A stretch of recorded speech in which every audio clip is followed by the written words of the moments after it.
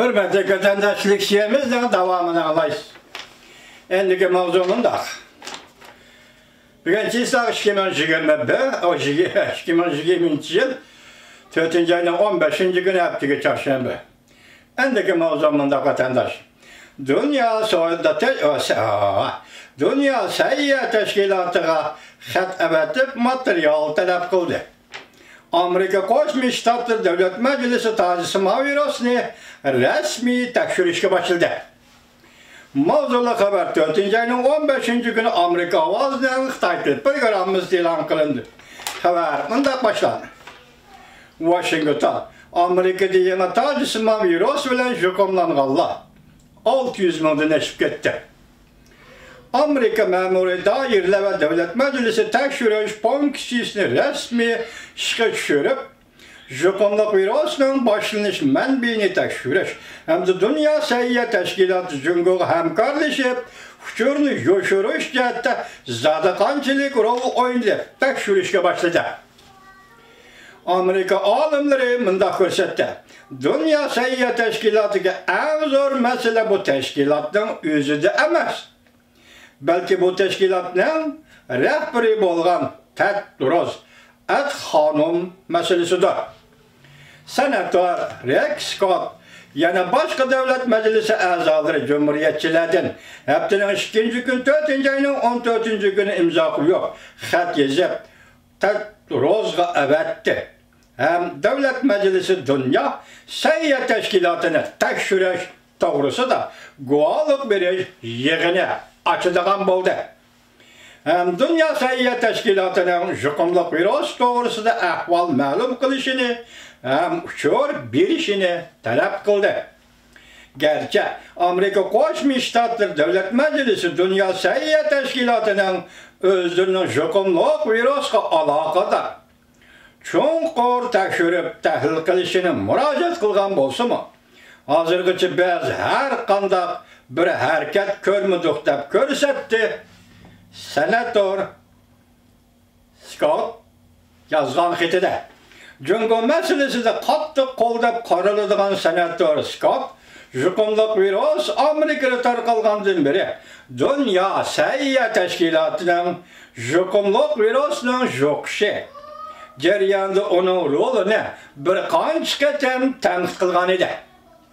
Hem de ötken ayının ahirinde Devlet Meclisi'nin Dünya Sayya Teşkilatı'nın Cungo Kompartiyesi'ne hemkarlaşıp jukumluk virüsünün taklidini yoşuruş cihette oynagan rolunu tekşürüşke müracaat kılgan edi. Amerika ahbarat doğru politika yani siyaset doğru biti hepsinin 1. günü mındak görsetti. Kengaş Palatası Devlet Bexatarlık Komitetinin reis senatör Ron Johnson mındak görsetti. Komitetimizden tekşürüş grupsu cümleden jukumluk virüsünün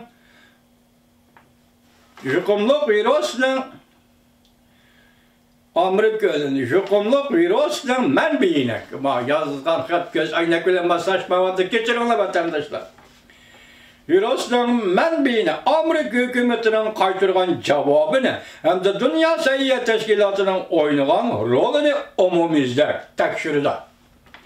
Umum vaka kayerden başlandı. Yani virüs vakası kayerden başlandı.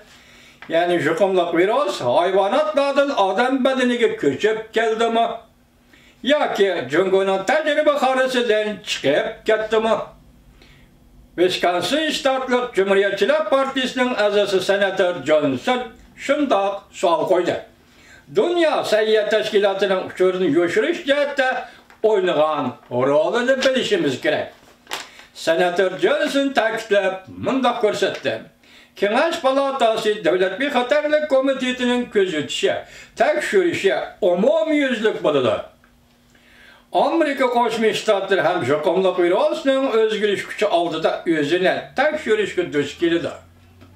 Cümleden Amerika'da davalaş buyumlarının kemliği, doğru dermek materyalları ve davalaş üskünleri meselesi de çet elgi teynip keleş katarlıkla. Haberde mındak görüştüler. Komitetinin tekşürüş hizmetleri senatör Scott yetakchilik qildi. Yana bir xabarda mundaq deyildi.